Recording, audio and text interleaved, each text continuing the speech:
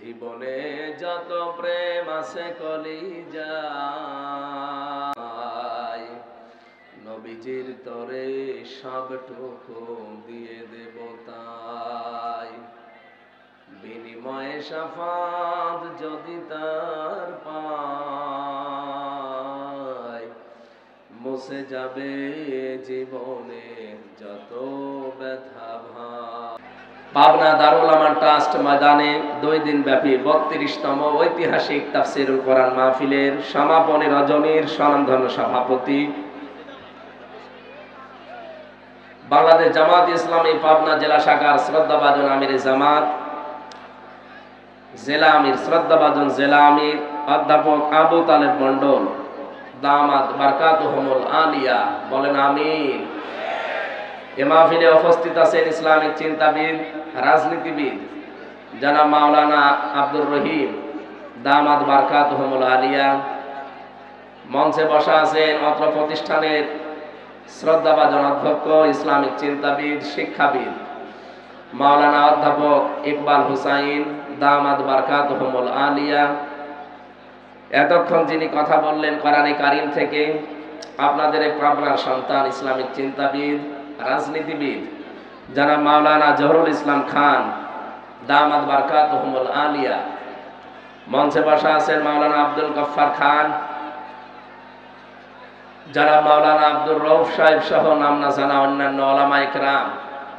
গতকাল যারা এখানে কোরআনে কারীম থেকে আলোচনা রেখেছিলেন, শ্রদ্ধাভাজন বড় ভাই জনাব মাওলানা আব্দুল্লাহ আলামিন বগুড়া, জনাব মাওলানা মুস্তাফা মাহবুব আলম সাতক্ষীরা, আরফানা লাকা যিকরাক, তাদের সম্মান মর্যাদা যেন আল্লাহ আরো বাড়িয়ে দেন, বলেন আমিন।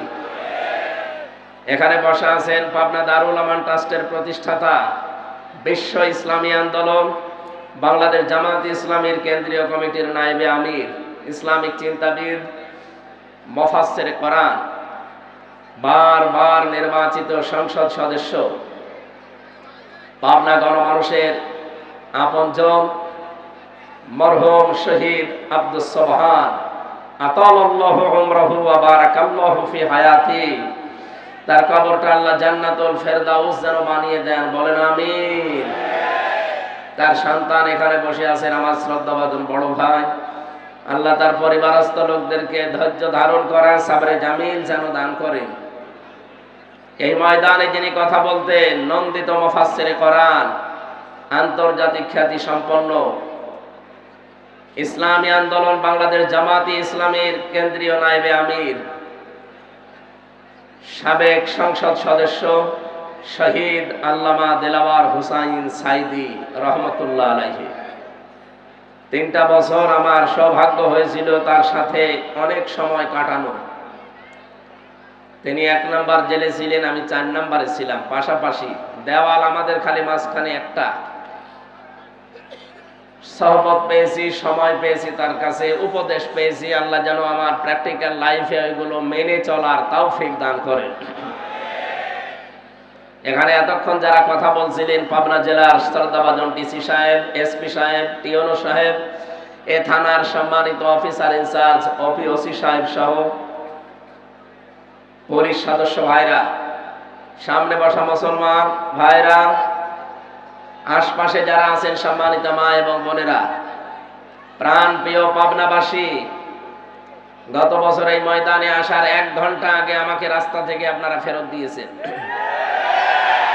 যারা ফেরত দিয়েছিলেন কোথায় আপনারা? ওয়াকাযালিকা আখযু রাব্বিকা ইযা আখাযাল কুরা ওয়া হিয়া যালিমা ইন্না আখযাহু আলীমুন শাদীদ। সূরা হুদের 102 নম্বর আয়াতে আল্লাহ জানিয়েছেন, হে নবী, এইভাবে করে আমি যারা পাপিষ্ঠ তাদেরকে পাকড়াও করি, আর আমার ধরা বড় শক্ত ধরা, কারণ তারা জালেম ছিল। এই জন্য পৃথিবীতে সবচাইতে বড় জালেম হচ্ছে কোরআনে কারীমের কাছে না আসা। আমান আযলামু মিম্মান ইফতারা আলাল্লাহিল কাযিবা ওয়া হুয়া ইউদআ ইলাল ইসলাম আল্লাহু লা ইয়াহদিল কওমাজ জালিমিন। সূরা সফের ভেতরে আল্লাহ জানিয়েছেন, আমি আল্লাহর দৃষ্টিতে সবচাইতে বড় জালেম ওই লোকটা যাকে ইসলামের দিকে ডাকা হয় কিন্তু সে আল্লাহকে মিথ্যা প্রতিপন্ন করে। এই 15.5 বছরে এটা সবচাইতে বেশি ছিল। বলেন তো, আমি যতদিন কোরআনে কারিম হাতে নিয়ে আপনাদের ডাক দিয়েছি, আমার বাবার দিকে ডেকেছি, আমার দাদার দিকে ডেকেছি? আমি তো কোরআনের দিকে ডাকতাম, আর আমি আন্দাজে ডাকি না, আমি বুঝে শুনে ডেকেছি। قل هذه سبيلي أدعو إلى الله على بصيرة أنا ومن اتبعني وسبحان الله وما أنا من المشركين। সূরা ইউসুফের 108 নম্বর আয়াতে আল্লাহ জানিয়েছেন, নবী আপনি বলুন এইটাই আমার পথ। এই কি আশ্চর্য, কথা বলেন কেন? কথা বলা যাবে না, যেখানে আছেন ওইভাবে থাকেন। যারা দাঁড়িয়ে আছেন, বসে আছেন, দরকার হয় বিভিন্ন জায়গা আছে, শুয়ে পড়েছে, কথা বলবেন না। কোরআন শোনার আদব, কথা বলা যাবে না। ফাসতামিউ লাহু ওয়া আনসিতু, চুপ থাকা লাগবে, মনোযোগ সহকারে শোনা লাগবে। এটা কি গানের অনুষ্ঠান? এটা ইবাদত চলছে এখন। দেখেন না কিভাবে বসে আছে। আল্লাহ তাআলা জানিয়েছেন, ওয়াইদা সামিউ মা উনজিলা ইলার রাসূলি তারা আয়ুনাহুম তাফিদু মিনাদ দাম'i মিম্মা আরাফু মিনাল হক। হে নবী, আপনার কাছ থেকে যখন কোরআন ওরা শ্রবণ করবে, যারা বুঝবে এর মর্ম মানিগুলো কি আল্লাহ বলতে চায় আর আমি কি করি, তখন দেখবেন ওদের চোখ দিয়ে মনের অজান্তে পানি বের হচ্ছে। এখানে কোরআনের আলোচনা ভালো করে শোনেন। কষ্ট হচ্ছে, কথা বন্ধ বলা যাবে না, সহ্য করেন। ধৈর্যের ফল মিঠা হয়, একটু ধৈর্য ধরেন ভাই। পাবনাবাসী আল্লাহ রাব্বুল আলামিন আয়াত দিয়ে জানিয়েছেন, হে নবী আপনি বলুন আমি আল্লাহর দিকে মানুষকে ডাকি, এইটাই আমার পথ। আর আমি আন্দাজে ডাকি না, আমি বুঝে শুনে ডাকি। শুধু এটা আমার কাজ না, না ওয়ামান ইত্তাবানি, আমাকে যারা অনুসরণ করবে দুনিয়াতে তারা আল্লাহর দিকে মানুষকে ডাকবে। এ ঘোষণা কার? বিশ্ব নবীকে দিয়ে আল্লাহ এটা বলিয়েছেন যে আপনি বলেন আপনার অনুসারীদের প্রথম কাজ তারা আল্লাহর দিকে ডাকবে। হ্যাঁ আমি জানি আল্লাহর দিকে ডাকতে গেলে কোরআনে কারিম দিয়ে আপনি ডাকবেন, দেখবেন আপনার প্রতি বিপদ আপদ মুসিবত আসতে থাকবে। অলি রব্বিকা ফাসবির, আপনার রবের জন্য আপনি তখন ধৈর্য ধারণ করবেন। জোরে বলেন সুবহানাল্লাহ। সেই ধৈর্যটার সামনে নিয়ে আল্লাহ আমাদেরকে তিনটা বছর ফাঁসির ওই কন্ডেম সেলের ভেতরে ওই জালেমরা রেখেছিল। আল্লাহ ধৈর্যও দিয়েছিলেন, কারণ 3টা বছর ওরা আমাকে যোগাযোগ করতেও দেয়নি। বাইরে কারা আছে কারা মরে গেছে আমি তাও জানতাম না, কারণ আমার মামলা দিয়েছে একটা ঠুনকো মামলা। অথচ রাখতো আমারে মার্ডার মামলার আসামি যেখানে থাকে ওই কন্ডেম সেলের ভেতরে। খাওয়া দাওয়া ঠিক মতো দিত না, কষ্ট এত বেশি দিয়েছে। এমনিতেই মানুষ যোগাযোগ বিচ্ছিন্ন হয়ে গেলে লোকটা পাগল হয়ে যায়। আপনারা আয়না ঘর থেকে যারা বের হয়ে আসে বাস্তবে চেহারার দিকে তাকবেন, লোকটা কিন্তু এলোমেলো করে তাকায়। আমি বহু মানুষকে মাঠের নিচে পেয়েছিলাম যারা নিজের নাম পর্যন্ত জানে না। ও যে কয় বছর আছে ও নিজেও জানে না, এটা কোন বছর কোন মাস কি বার আজকে কয়টা বাজে, এমনকি ওর নাম কি তাও জানে না। বছরের পর বছর একটা মানুষ এভাবে পড়ে আছে কবরের মতো জায়গায়। কবর যেরকম ঠিক ওই রকম জায়গায়, এরপরও কবরে তো আর শিকল দিয়ে বাঁধা থাকে না, কিন্তু আয়না ঘরে আমি দেখেছি শিকল দিয়ে পা বেঁধে দিতে। এ কঠিন অবস্থায় মাঝে মাঝে কারারক্ষীদেরকে যারা যেত বলতাম ভাই কোরআন শরীফ এনে দেন। ওনারা বলতো আপনাকে আমরা বঙ্গবন্ধুর জীবনী এনে দেই। বঙ্গবন্ধু জীবনী পড়ে আমি করবো। এরপর ওরা দিত বঙ্গবন্ধুর আত্মজীবনী, বঙ্গবন্ধুর ছেলেবেলা, বঙ্গবন্ধুর চীন সফর। বাধ্য হয়ে শেষ পর্যন্ত একদিন বলেই ফেলেছিলাম যে ভাই আপনার কাজ পান না, বই নিয়ে আসতে বলি, তাফসিরের বই, কোরআনের বই, আর আপনি নিয়ে আসেন আল্লাহর ওলির জীবনী। আপনার যদি সাহস থাকে তা আপনি, আমি জেল থেকে বলছি অথবা আমি মেজর ডালিম বলছি আমার ফাঁসি চাই, এই বইগুলো একটু আইনে দেন। বলছে ওইসব বই পড়তে নেই। মাঝে মাঝে আমি খবর পাঠাতাম কারারক্ষীদেরকে দিয়ে। মাজলুম জননেতা, বাংলাদেশ জামাত ইসলামের কেন্দ্রীয় ভারপ্রাপ্ত সেক্রেটারি জেনারেল ছিলেন জনাব এটিএম আজহারুল ইসলাম। উনি আমার পাশের বিল্ডিং এ ছিলেন। ওনারে বলতাম, ওনার কাছে যে বলবেন আমির হামজা বই চেয়েছে তাহলে আপনাকে বই দেবে। উনি মাঝে মাঝে অনেকগুলো বই আমাকে পাঠাতেন। বিশেষ করে কারাগারে রাত দিন জায়নাবাল গাজালির লেখা, এটা আমি প্রায় 7 বার পড়েছি এই 3 বছরে। এটা পড়লেই জানো আমার জীবনের কষ্টগুলো এমনি অম্লান হয়ে যেত। তারা একজন মহিলা, কি করেছে তারা ইসলামের জন্য, আর আমি একজন পুরুষ মানুষ। আলহামদুলিল্লাহ, শুকরিয়া আদায় করছি। গতকাল আমাদের মুসলিম উম্মার একজন মাজলুম বোন ডক্টর হাফেজা আফিয়া সিদ্দিকা, জালেমদের কারাগার থেকে আল্লাহ তাকে কালকে মুক্তি দিয়েছেন। আলহামদুলিল্লাহ। ভাই কথা বোঝেন, আমরা চাচ্ছি মাজলুম মানুষগুলো এই বাংলাদেশের জেল থেকে একে একে অনেকে বের হয়ে যাচ্ছে। বিশেষ করে আমি যাদের সাথে পরিচিত ছিলাম এই মানুষগুলোকে দেখলাম কিছুদিনের ভেতরে সরকার বের করে দিয়েছে মুক্ত জীবনে। জনাব লুৎফুজ্জামান বাবর একজন, গিয়াসউদ্দিন মামুন ভাই একজন, এরপরে মাওলানা জসিমউদ্দিন রহমানী একজন। সব মাজলুম। আমরা চাই এখান থেকে দাবি তুলতে, এই বাংলাদেশে মাজলুম জননেতা জনাব এটিএম আজহারুল ইসলামকেও মুক্তি দেওয়া হোক। এই কারা চান দেখি? লিল্লাহে তাকবীর।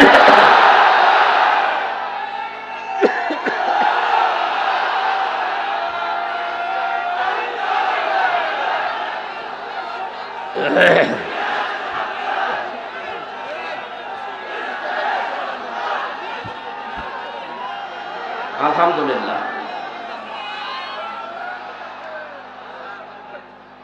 এই কথা বোঝা লাগবে, এ মুক্তি আমি এমনিতে চাইনি। কোরআনে কারিমের সূরা ফাতাহ 18 নম্বর আয়াতের তাফসীর আমি আজকেও পড়ছিলাম। এখানে আওয়াজ হয় বেশি, কি সমস্যা কি? এখানে কেউ দাঁড়িয়ে থাকবেন না ভাই, সবাই বসে পড়তে। আপনারা কি আরম্ভ করেছেন? বেয়াদবি হয়ে যাচ্ছে। আল্লাহর রাস্তায় কথা বন্ধ করেন ভাই।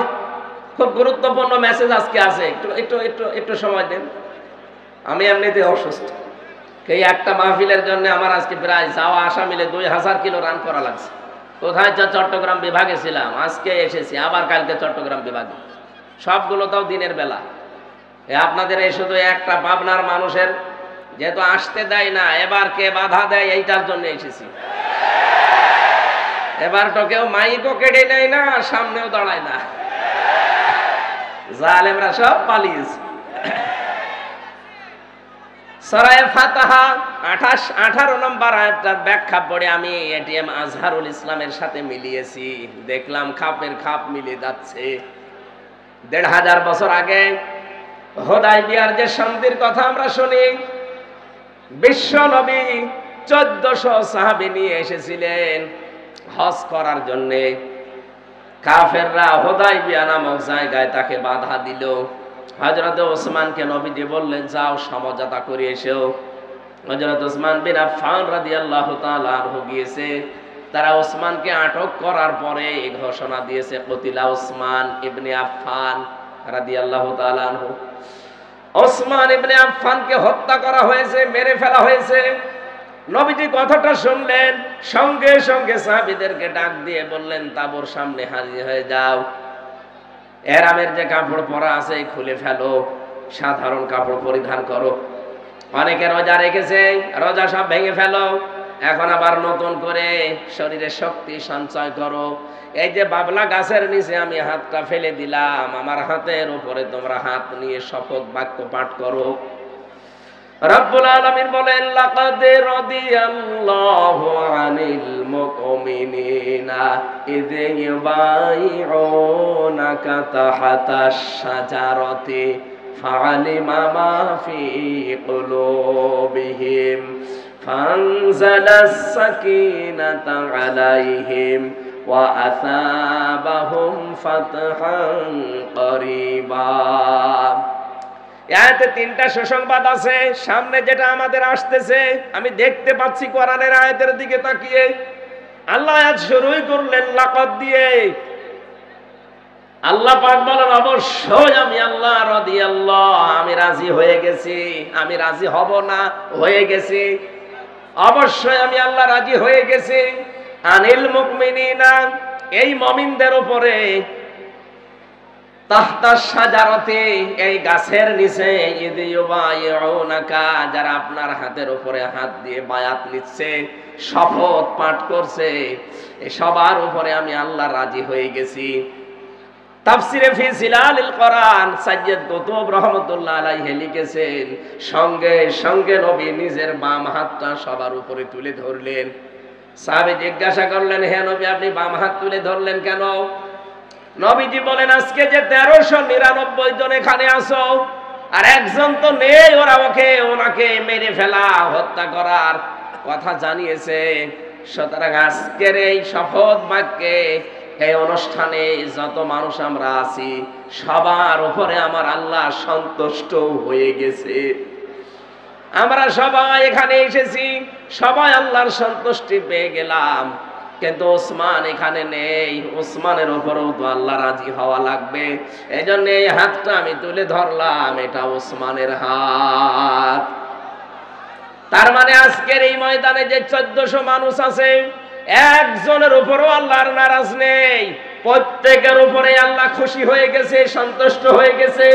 কারণ মাত্র একটা, ওরা নিরপরাধ, একটা বিনা দোষে একটা মানুষকে ওরা হত্যা করার ঘোষণা শুধু দিয়েছিল, মেরে কিন্তু ফেলেনি, মিথ্যা ছড়িয়েছে।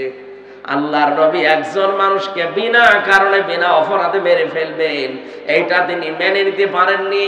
শুধু মেনে নিতে পারেননি তা না, নিজের সাথে 1399 জন যারা ছিল সবাইকে জীবন দেওয়ার জন্য তিনি বাক্য পাঠ করাচ্ছেন, শপথ। আজ বাংলাদেশে কত মানুষ বিনা অপরাধে, বিনা কারণে বিদায় হয়ে যায় জালেমদের চক্রান্তে। কথা বলেন না কেন? শহীদ মাওলানা আব্দুল সোবহান তার ভেতরে একজন। আপনি আন্দাজে যে দোষী দেন না কেন, শয়তানও বিশ্বাস করে না। শহীদ আল্লামা দেলাওয়ার হোসাইন সাইদি, শহীদ মাওলানা মতিয়ার রহমান নিজামী রহমতুল্লাহ আলাইহি, যতগুলো শহীদ হয়েছে আপনি তাদের পেছনের জীবন খোঁজ খবর নিয়ে দেখবেন, যে দোষে তারা দোষ দিয়েছে, একটা দোষও তাদের জীবনে ছিল না। আপনার দোষ নেই, আপনি যখন হত্যার সাথে জড়িত, আপনার দোষ নেই। 2006 সালের 28 অক্টোবর জসিম ভাইকে আপনি পিটিয়ে মারার পরে তার লাশের উপর ড্যান্স দিয়েছেন। পৃথিবী ভুলে যায়নি। আমি সিরাজগঞ্জ থেকে একবার আসছিলাম, তখন বাসে আসতাম, 7 সাল, তখন ছোটখাটো ওয়াজগুলো আমাকে নিয়ে মানুষ করাতো। তখন আর গাড়ি নিয়ে যাওয়া দূরের কথা, বাসে গেলে টাকা দিত না। 300 টাকা দিয়েছে কুষ্টিয়া থেকে সেই সিরাজগঞ্জ যাওয়া আসা ভাড়াই লেগে যায় 220 টাকা। ওই সময় বাসে এসে শেষ করে এক ড্রাইভারের পেছনে বসে আছি, দেখলাম গাড়ি চলতে চলতে হঠাৎ বাম দিয়ে চালিয়ে দিল। ড্রাইভারকে বললাম আপনি এমন করলেন? হুজুর দেখেন একটা মরা কুকুর পড়ে আছে, আমি ডবল করে ওর গার উপরে চাকা চালিয়ে দেব, আমার বিবেক নেই। আমি বললাম আরে ভাই, অত তো মরা কুকুর, তো মরে গেছে, ওকে মারলে কি আর না মারলে কি? ড্রাইভার আমার দিকে তাকিয়ে বলছে, হুজুর আপনি কি আসলেই হুজুর নাকি ভয় ধরেছেন? আপনি কেমন হুজুর? আপনি দেখেন যে একটা মরা কুকুর পড়ে আছে, আমি ডবল করে গাড়ি চালাবো, আমার বিবেক কি মরে গেছে? হ্যাঁ, এইটা শোনার জন্য আমি ছিলাম। আপনার নাম কি? বলছে সুব্রত। তার নাম শুনে বুঝলাম ওর ঈমান নেই, কিন্তু বিবেক আছে। কথা বলেন না কেন? ঈমান নেই, কি আছে? বিবেকের তাড়নায় সে মরা জিনিস যদিও নিকৃষ্ট, তারপরে ডবল করে মারল না, গাড়ি বাম দিয়ে চালালো, তারপর ডাইরেক্ট দেয়নি, বিবেকে বাধা দিয়েছে। আর আপনি মানুষ, আপনি একজন হাজী সাহেবা, কিসের ইমান আপনার? আপনার ইমানও নেই, বিবেকও নেই। জীবিত মানুষের একটা লাঠি বৈঠা দিয়ে আপনি লগি বৈঠা দিয়ে পিটিয়ে মেরে ফেলার পরও যদি ছেড়ে দিতেন না, লাশের উপরে ড্যান্স দিলেন। আপনার বিবেক কিছুই নেই, বিবেকের উপরে কুকুরে পেশাব করেছে, বলেন নাউজুবিল্লাহ। এই জন্য আমরা এই বাংলার 18 কোটি মানুষ এখন চাই 2006 28 অক্টোবর থেকে শুরু করে 24 সালের 5 অক্টোবর পর্যন্ত যত মানুষ হত্যা হয়েছে প্রতিটি হত্যার বিচার করা লাগবে। কথা বলেন না কেন? ওরা একজন মানুষকে হত্যার কথা জানিয়েছে, এই জন্য যদি নবী 1399 জন রেডি করিয়ে শুরু রেডি করেননি, ফরজ 2টা বিধান লঙ্ঘন করেছেন, একটা হজ আর একটা রোজা, বলে পরে করে নেব, আগে হত্যা আর বিচার না করে কোনোদিন আর মদিনায় ফেরত যাব না। ওরা এই ঘোষণা শোনার পরে হযরত ওসমানকে ছেড়ে দিয়েছে। আমার তো মনে হচ্ছে আজকের এই বিশ্বে 210 কোটি মুসলমান আমরা, তামাম দুনিয়ায় কত 57টা মুসলিম রাষ্ট্র, এতগুলো মুসলিম রাষ্ট্র থেকে যদি একবারে এই মুসলিম লোকটার পক্ষে আমরা আওয়াজ তুলতে পারি যে না, বিনা অপরাধে কাউকে আমরা মেরে ফেলতে দেব না, আর কতদিন রাখবেন আপনি এভাবে কষ্ট দিয়ে? আমার মনে হয় আমরা যদি শপথ বাক্য পাঠ করতে পারি, ওই 1399 জনের উপরে আল্লাহ যেমন রাজি হয়ে গিয়েছিলেন, আমাদের উপরও আল্লাহ রাজি হয়ে যাবেন। কিন্তু পরে 3টা কথা আছে, ফালিমা মা ফি কুলুবিহিম। আল্লাহ পাক বলেন তাদের মনে যেটা ছিল ওইটা কিন্তু আমি জানতাম। সুতরাং আমাদের মনের কথা না মুখের কথা, এটা কিন্তু আল্লাহ জানেন। এই মাজলুম লোকটাকে জেলখানার অন্ধ প্রকোষ্ঠ থেকে বের করতে আমরা যেটা বললাম, এটা কি আমাদের মুখের কথা না মনের কথা? আরো জোরে বলেন। আল্লাহ বলেন মনের কথা যদি হয়, ফানজালাস সাকিনাতা আলাইহিম, তাদের উপরে আল্লাহর রহমত সাকিনা এটা নাজিল হবে, ওয়াসাবাহুম ফাতাহান করিবা, তাদেরকে একটা আচ্ছন্ন নিকটবর্তী বিজয়ের সুসংবাদ আল্লাহ দেবেন। এই আয়াত অনুযায়ী সামনে আমরা যেটা দেখতে পাচ্ছি, এই বাংলাদেশে মাজলুমদের পক্ষে থাকলে আল্লাহর সাকিনা পাওয়া যাবে, আল্লাহর সুনির্দিষ্ট বিজয় আমাদের সামনে আসবে। এই বিজয় আমরা দেখতে পাই না, দেখতে পাই তখন যখন দেখি অন্য ধর্মের মানুষেরা এই কথা জানায় যে 54 বছর আমরা বহু কিছু দেখেছি, শান্তি পাইনি, আমরা এখন দেখতে চাই এই দেশে আল্লাহর কোরআনে কারিমের বিধান কায়েম হয়েছে।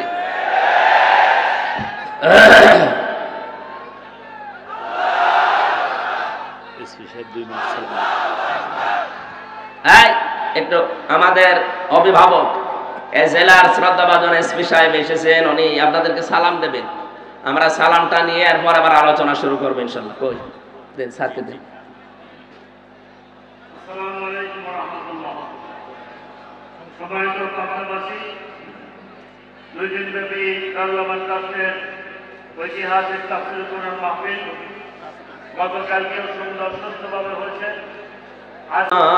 মুহাম্মাদ আল্লাহুম্মা সাল্লি আলা সাইয়্যিদিনা মাওলানা মুহাম্মাদ ওয়া আলি সাইয়্যিদিনা মাওলানা মুহাম্মাদ। সুবহানাল্লাহ আলহামদুলিল্লাহ লা ইলাহা সুবহানাল্লাহ আলহামদুলিল্লাহ লা ইলাহা ইল্লাল্লাহ। জবান খুলে পড়েন সুবহানাল্লাহ আলহামদুলিল্লাহ লা ইলাহা ইল্লাল্লাহ। সুবহানাল্লাহ আলহামদুলিল্লাহ লা ইলাহা ইল্লাল্লাহ। লা ইলাহা ইল্লাল্লাহ মুহাম্মাদুর রাসূলুল্লাহ। আমার ভাইরা, বিশ্বনবী বাড়িতে আসলেন, খাদিজাতুল কুবরাকে বললেন আমাকে ঢেকে দাও। হযরতে খাদিজা ওই দিন তাকে সেই কয়টা কথা বলেছিলেন গুরুত্বপূর্ণ ছিল। প্রথম, ইন্নাকা লা তাসিলুর রাহিমা ওয়া তাহমিলুল কাল্লা ওয়া তাকসিবুল মা'দুমা। হে আমার স্বামী, হে কাসেমের পিতা, আপনি ভয় পাবেন না। কোন জ্যেষ্ঠ জিন পরী এগুলো আপনাকে ভয় দেখাতে পারে না, কারণ এই পৃথিবীতে আপনি মানুষের সম্পর্ক রক্ষা করে চলেন। পাবনাবাসী হযরতে খাদিজাতুল কুবরার এই কথা থেকে প্রতীয়মান হয় যে মানুষ আমরা দুনিয়াতে মানুষের সম্পর্ক ঠিক রাখতে পারি, বিশেষ করে আত্মীয়তার সম্পর্ক, রক্তের সম্পর্ক, দলীয় সম্পর্ক, জনগণের সম্পর্ক, এগুলো যারা এই পৃথিবীতে আমরা ঠিক রাখতে পারি তাদের ভেতর থেকে যত রকমের ভয় আছে আমার আল্লাহ নিজের পক্ষ থেকে দূর করে দেন। বলেন সুবহানাল্লাহ। এই কথাটা জানাতে এই রজব মাসে বিশ্ব নবীকে এখান থেকে লক্ষ লক্ষ মাইল দূরের পথ 27টা বছর তাকে আল্লাহ নিজের কাছে রেখে মাত্র 14টা জিনিস যে তাকে শিখিয়েছিলেন, তার প্রথম নাম্বারে এই সম্পর্কটা রব্বুল আলামিন তাকে জানিয়ে দিলেন, ক্বাদা রাব্বুকা আল্লা তা'বুদু ইল্লা ইয়্যাহু ওয়া বিল ওয়ালিদাইনি ইহসানা। খুব ভালো করে শুনবেন। 53টা বছর, 40 বছরে তিনি নবুয়ত পাওয়ার পরে 13টা বছর জুলুম, অত্যাচার, নির্যাতনের স্টিম রোলার তার উপরে চলছে। তিনি 3 বছর শিয়াবে আবি তালিবের 3টা বছর তিনি জেলখানায়ও ছিলেন। এই কঠিন পরিস্থিতির পরে আমার আল্লাহ তাকে সুসংবাদ দিলেন, হে নবী, আপনাকে আমি সামনে একটা কল্যাণময় রাষ্ট্র পরিচালনার দায়িত্ব দেব। এজন্য যেদিন হিজরত করার সময় তাকে আল্লাহ নিজে শিখিয়ে দিয়েছিলেন, মিল্লাদুনকা সুলতানান নাসীরা। হে নবী, আপনি এই কঠিন মুহূর্ত পার করবেন। আজকে চারিদিকে 24 জন কাফের আপনাকে ঘিরে রেখেছে। আপনার বাড়ি এখান থেকে পথও সেরকম না, বিশাল কঙ্কটা কাঁটাযুক্ত এরকম কঠিন একটা পথ আপনাকে পাড়ি দেওয়া লাগবে, প্রায় 600 কিলোমিটারের মতো, 450 মাইল। এই বিশাল পথ পাড়ি দিয়ে যেখানে যাবেন ওই জায়গায় আপনার সব লোক আপনার পক্ষে না। এই বিশাল কাজ কারবারগুলো করার পর একটা রাষ্ট্র আপনাকে আমি আল্লাহ উপহার দেব। এই জন্য দোয়াটা আপনি আমার কাছে করেন। আর যারা কথা বললেই বলেন মাওলানা মানুষ, হুজুর মানুষ, পীর সাহেব মানুষ, এরা ময়দানে আসবে কেন? এরা পরিবার, সমাজ, রাষ্ট্র নিয়ে এরা কথা বলবে কেন? কথা বলতে গেলে এদেরকে আপনি ধর্ম ব্যবসায়ী বানিয়ে দেন, এদের নামে আপনি এই ট্যাগটা দিয়ে দেন। ভালো করে শোনেন, আল্লাহ নিজে নবীকে শিখিয়েছেন যে আমার কাছে দোয়া করেন যে একটা কল্যাণকর রাষ্ট্র ক্ষমতা আমাকে দাও যার ভেতরে তোমার সাহায্য থাকে। এজন্য মানুষকে বানানোর যে 3টা উদ্দেশ্য আমরা পড়া কোরআনে পেয়েছি, তার প্রথম উদ্দেশ্য আল্লাহ জানিয়েছেন, এদিকে তাকান, ইন্নী জাইলুম ফিল আরদি খলিফা। ফেরেশতাদেরকে আল্লাহ বলেছিলেন আমি পৃথিবীতে মানুষ পাঠাতে চাই। কি হিসাবে পাঠাবো? আমার খলিফা হিসাবে। খলিফা মানে প্রতিনিধি, খলিফা মানে, জবান খোলেন, খলিফা মানে কি? আল্লাহর যেই কাজটা করার দরকার উনি না করে ওনার প্রতিনিধি পাঠিয়েছেন, সেইটাই আমরা। প্রতিনিধিকে আল্লাহ পাঠালেন কোথায়? জাইলুম ফিল আরদি, জমিনে। কোন জায়গায়? আরো জোরে বলেন। আপনাবাসী জবান খুলে উত্তর দেবেন, আমরা কি আজ আল্লাহর খলিফা হিসাবে জমিনে আছি? না, জমিনটা জালেমরা ফাঁকা পেয়েছে, এজন্য তো 180 মাইল বেগে চালাচ্ছিল। হঠাৎ আমরা যখন জমিনে খানকা থেকে, মাজার থেকে, বিভিন্ন মাদ্রাসা থেকে, মসজিদ থেকে, বিভিন্ন ঘর বাড়ি থেকে যখন জমিনের ভেতরে এসে দাঁড়িয়েছি, জালেমরা তখন অলরেডি পালিয়ে গেছে। জমিন এখন ফাঁকা। এই মুহূর্তে আল্লাহর খলিফাদের কাজ হবে তার খেলাফতে জমিনে কায়েম করা। তিনটা উদ্দেশ্যের কথা বলছিলাম, তার প্রথম এইটা। রব্বুল আলামিন বলেন, ফেরেশতারা আমাকে জিজ্ঞাসা করছিল, আল্লাহ তুমি কি এদেরকে তাসবিহ তাহলিল জিকির আজগারের জন্য বানাবে নাকি? আল্লাহ সাফ জবাব দিয়েছেন, না, তাসবিহ তাহলিল জিকির আজগারের জন্য আমি খলিফা দুনিয়ায় পাঠাবো না, আমি জমিনে খলিফা পাঠাতে চাই আমার আইন প্রতিষ্ঠা করার জন্য। বলেন মারহাবা। আল্লাহর যে উদ্দেশ্য, সেই উদ্দেশ্য যারা সফল করতে চায় তারাই আমার আল্লাহর আসল বান্দা। আপনি রহমানের বান্দার যে 13টা গুণ পাবেন সূরা ফুরকানের ভেতরে, তার ভেতরে এইটা আছে। রহমানের বান্দা তারা যারা এই জমিনে আল্লাহর বিধানকে, এই ফুরকানকে কায়েম করার জন্য যারা চেষ্টা চালায়। এই বাংলাদেশে যত মানুষ এখন আমরা বাস করছি, একটা খুশির সংবাদ বলছি, আগস্টের 5 তারিখের আগ পর্যন্ত এই দেশে মাত্র 100 জনের 15 জন মানুষ খেলাফতের এই দায়িত্বের ঘোষণা দিত।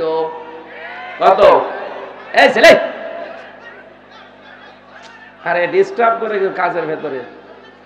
আপনারা এত জরুরি এখানে আসা, পিছিয়ে বসা যাচ্ছে না? পিছিয়ে বসেন, বসেন, পিছিয়ে বসেন।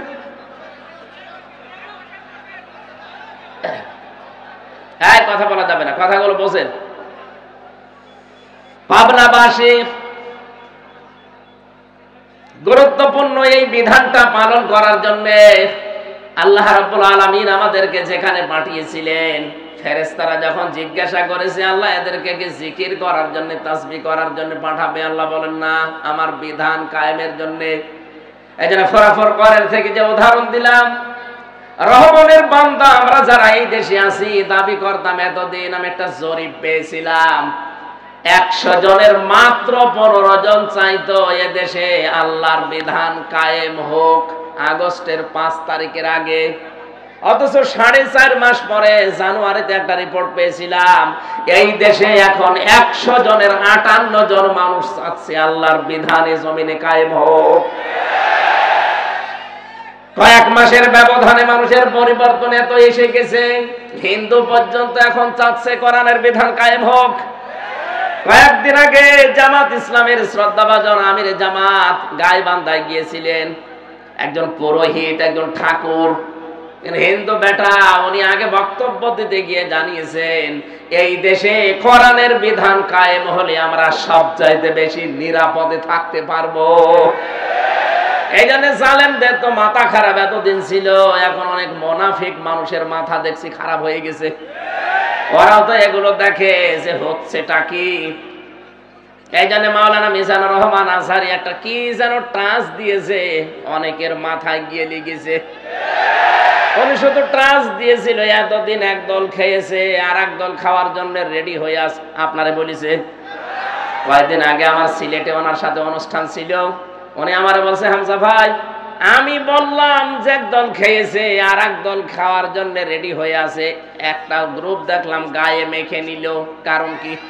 আমি তো আর কাউকে উদ্দেশ্য করে বলি নাই। এই দেশে 48টা প্রায় নিবন্ধিত দল, আরো আছে নিবন্ধনের বাইরে, সব মিলে প্রায় 73টার উপরে। কারো গায়ে লাগে না, আপনার গায়ে লেগেছে কোন কারণে? তার মানে অবশ্যই আপনি এরকম কিছু করবেন বলে আশা করি আছে। গত 2 দিন আগে একজন ঘোষণা দিয়েছে যে 15.5 বছরে কোরআনের কথা বলতে হলে তো অনুমতি নেওয়া লাগতো, আমরা যদি যেতে পারি অনুমতি দেব না। আরে ভাই, আপনি এই কথাটা আগেই বলে ফেললেন, কয়েকদিন পরে বলতে পারতেন না? জনগণ তো সব জেনে ফেললো। আপনার যে আশা ছিল, আশায় গুড়ে বালি। কথা বলেন না কেন? এদেশে আর কিছু থাক বা না থাক, কোরআনে কারিম এদেশে থাকবে ইনশাআল্লাহ। 4.5 মাসে যদি 15 থেকে 58 হয়ে যায়, আর 4.5 মাস যেতে দেন, আমার তো চোখে দেখা এই দেশে 100 জনের 100 জন মানুষ বলবে আমরা কোরআন চাই। আমরা চাই না, কারা চান দেখে লিল্লাহি তাকবীর।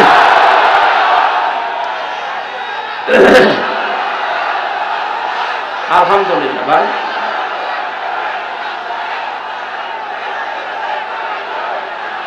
আমার ভাইরা, এই কথা বলছেন।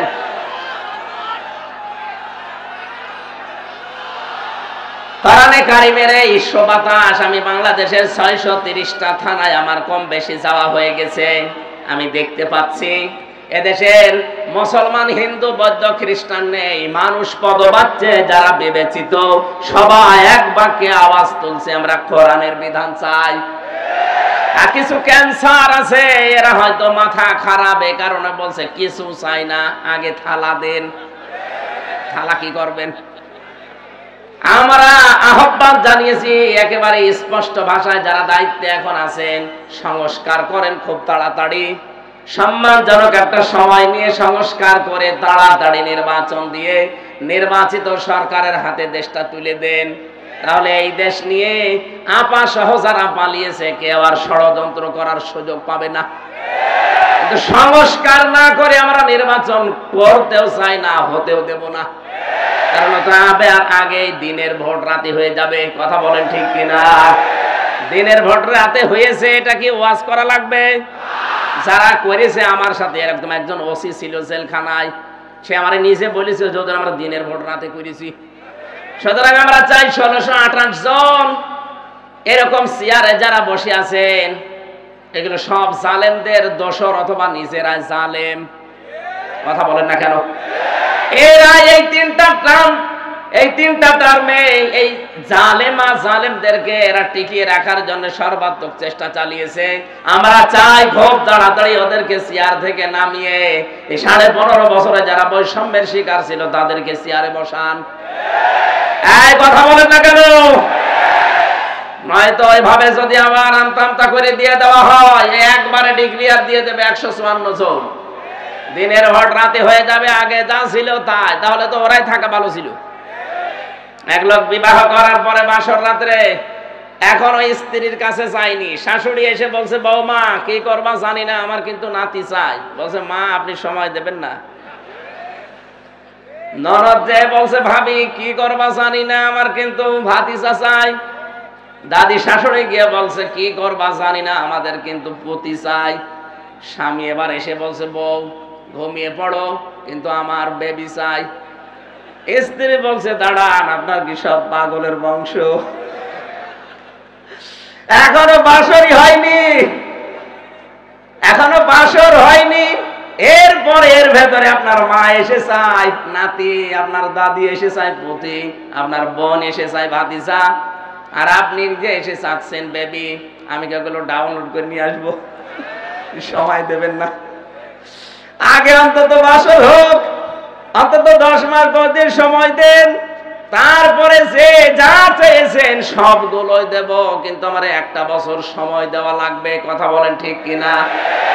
আরে ভাই যারা দায়িত্ব নিয়েছে এরা তো একটাও রাজনীতিবিদ না, সব ব্যবসায়ী, এক একজন এক এক দিকের। তাই আপনি 1 বছরও সময় দিলেন না, বেবি ডাক শুনবেন কি করে? এই জন্য আমরা কাঙ্ক্ষিত মানের সময় দিতে চাই, সম্মানজনক সময় নিয়ে তারা খুব তাড়াতাড়ি সংস্কার করে এদেশে এমন জায়গায় নিয়ে যাক যেন আমার ভোট আমি দেব, যাকে খুশি তাকে দেব। কথা বলছি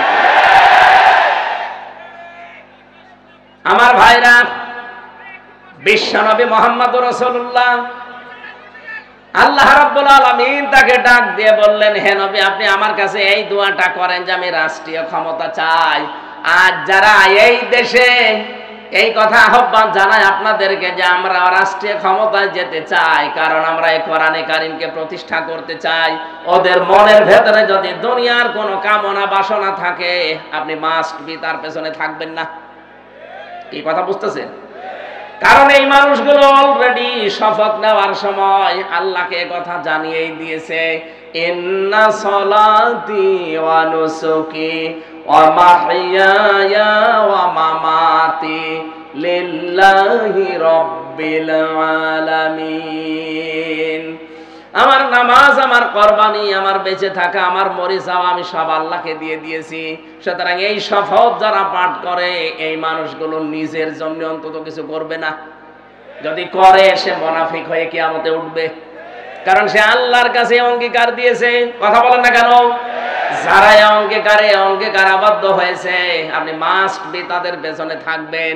কারণ ওই মানুষগুলো তার জীবন মরণ নামাজ ত্যাগ তিতিক্ষা কোরবানি অলরেডি আল্লাহকে দিয়ে দিয়েছে, ঘোষণা দিয়েছে। এই এরা এত আওয়াজ করে কেন?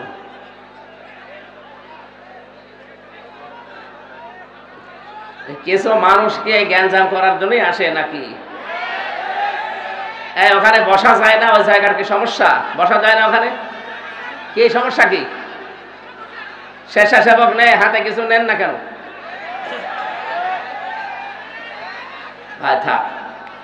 সুবহানাল্লাহ, আলহামদুলিল্লাহ, লা ইলাহা ইল্লাল্লাহ, লা ইলাহা ইল্লাল্লাহ, মুহাম্মাদুর রাসূলুল্লাহ।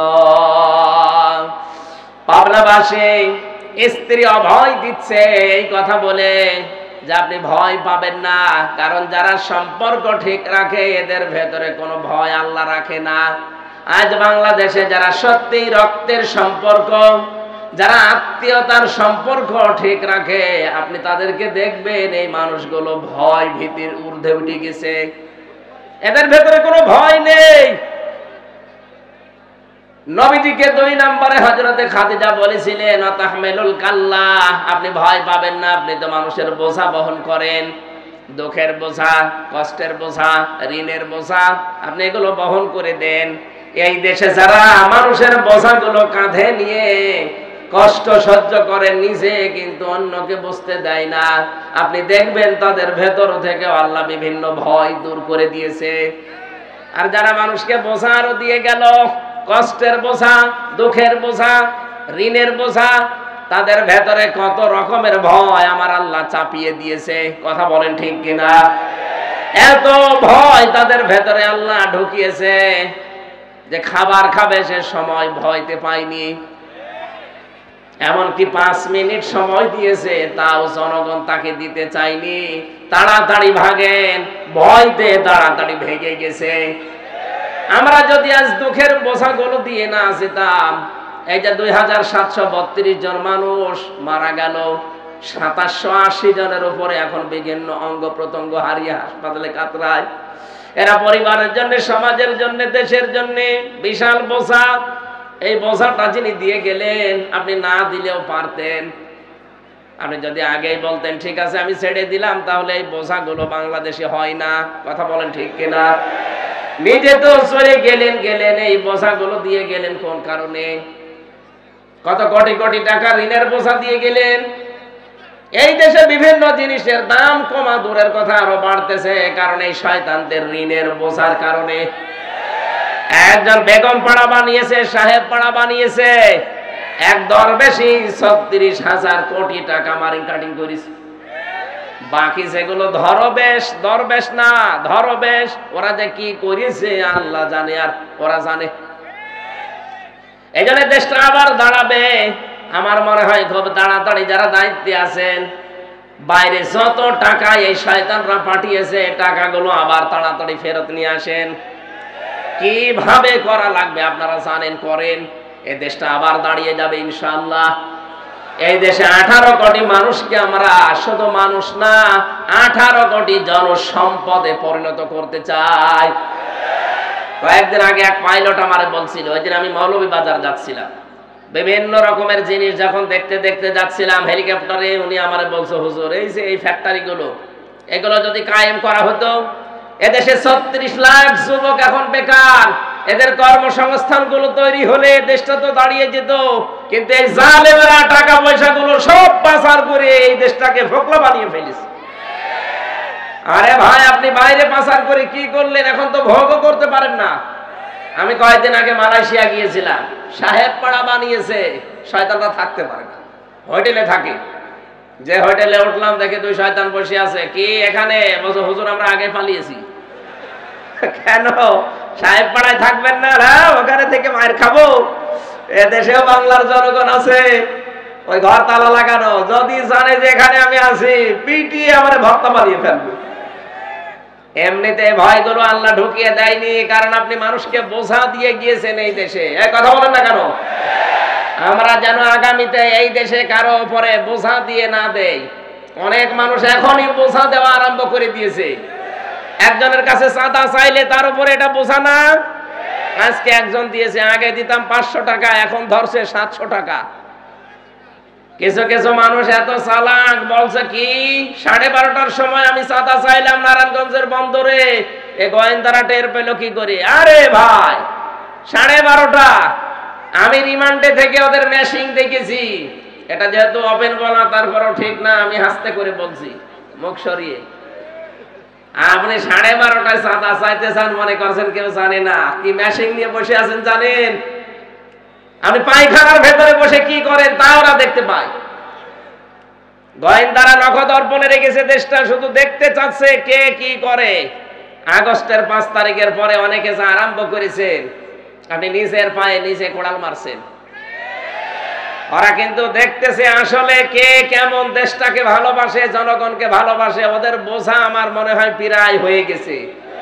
আপনারা যা করছেন একটা মাজলুম দলের উপরে, আর একটা মাজলুম দল, এই 17 দল বাদ দিয়ে 14 দল বাদ দিয়ে যা ছিল এই দেশে সব মাজলুম।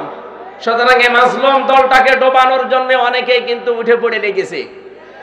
কেউ কেউ আলেমের বিরুদ্ধে লিখেছে, কেউ এই দলের বিরুদ্ধে লিখেছে। এই জন্য আপনাকে আমরা আহ্বান জানাই, যারা দায়িত্বে আছেন এই ক্যান্সার গুলোকে বাদ দিয়ে দেন। এই আয়াতের ভেতরে আমরা যেগুলো পড়েছিলাম, এখানে বাংলাদেশের কিছু মানুষের চরিত্রের মিল আছে। ওই জামানায় নবীজি কোরআন প্রচার আরম্ভ করলে ওয়ালিদ বিন মুগিরা নবীজিকে 5টা নাম দিয়েছিল তার সভাসদ বর্গের কাছে। কয়টা বলেন বলেন? 1 নম্বরে নবীকে সেই লোকটা বলেছে জাদুকর, 2 নম্বরে বলেছে কবি, 3 নম্বরে বলেছে পাগল, 4 নম্বরে বলেছে গণক, 5 নম্বরে একেবারে সর্বনিকৃষ্ট বলেছে মুহাম্মদ মিথ্যাবাদী। বলেন নাউজুবিল্লাহ। রব্বুল আলামিন বলেন, না, তুমি যে 5টা নাম দিলে, তোর এই 5টা নামের জবাবে আমি আমার নবীকে আরো 5টা গুণ বাড়িয়ে দিলাম। ইয়া আইয়ুহান নাবিয়্যু ইন্না আরসালনাকা শাহিদাও ওয়া মুবাশশিরাও ওয়া নাযীরা ওয়া দা'iয়ান ইলাল্লাহি বিইযনিহি ওয়া সিরাজাম মুনীরা। সূরা আহজাব 44, 45, 46 নম্বর আয়াত। 45 নম্বর 46 নম্বর আয়াতে আল্লাহ নিজে জানিয়েছেন, ওরা গালি দেয় আপনাকে 5টা, আমি আল্লাহ আপনার গুণ আরো 5টা বৃদ্ধি করে দিলাম। হে নবী, আপনাকে আমি পাঠিয়েছি শাহিদা, সাক্ষীদাতা হিসাবে। আপনি সত্যের সাক্ষ্য তুলে ধরবেন। 2 নম্বরে আপনি সতর্ককারী, আপনি সুসংবাদদাতা, আপনি আল্লাহর দিকে আল্লাহর অনুমতি ক্রমে ডাক নেওয়ালা। 5 নম্বরে আপনি উজ্জ্বল প্রদীপ। এই 5টা নাম আল্লাহ ওয়ালিদ বিন মুগিরা এই নামগুলো দেওয়ার পরিপ্রেক্ষিতে আল্লাহ নিজে দিয়েছেন। বলেন সুবহানাল্লাহ। এখন নবীজি নেই, নবীর ওয়ারিসদেরকে আজ যারা চিন্তা ভাবনা করে করে নতুন নতুন নাম দিচ্ছেন, এই যে এই আয়াতে আছে ইন্নাহু ফাক্কারা ওয়া কদ্দারা ফাকুতিলা কাইফা কদ্দারা সুম্মা কুতিলা কাইফা কদ্দার। রব্বুল আলামিন বলেন, বহু চিন্তা ভাবনা করে নবীর বিরুদ্ধে এই কথাগুলো দাঁড় করিয়েছিল যে নবীজি গণক, নবীজি জাদুকর, নবীজি কবি, নবীজি পাগল, নবীজি মিথ্যাবাদী। কত নিকৃষ্ট চিন্তা ভাবনা তার। 1500 বছর আগে ওয়ালিদ বিন মুগিরা নবীকে গালি দিয়ে অভিশপ্ত হয়েছে। আল্লাহ বলেন কুতিলা ফাকুতিলা, সর্বনাশ ওই লোকটার জন্য। কাইফা কদ্দারা, কি করে এই চিন্তা তার মাথায় আসলো? আজ বাংলাদেশে কত রাজনৈতিক দলের নেতা দেখছি আলেমদেরকে এখন কোরআন প্রচারের কারণে ধর্ম ব্যবসায়ী বলে গালি দিচ্ছে। 1500 বছর আগে ওরা নবীকে গণক বলেছে, জাদুকর বলেছে, এখন ধর্ম ব্যবসায়ী বলছে, কথা প্রায় একই।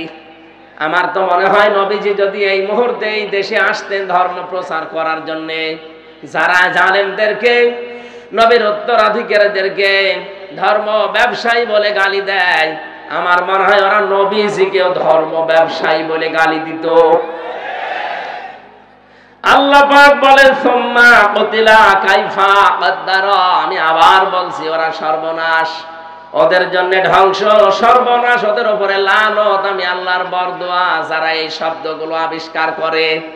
আজ বাংলাদেশে যারা আলেমদের নামের শেষে আগে কত রকমের শব্দ আবিষ্কার করছেন, কেউ আলেমদের নামের আগে পরে লাগিয়ে দেয় এটা তেতুল হুজুর।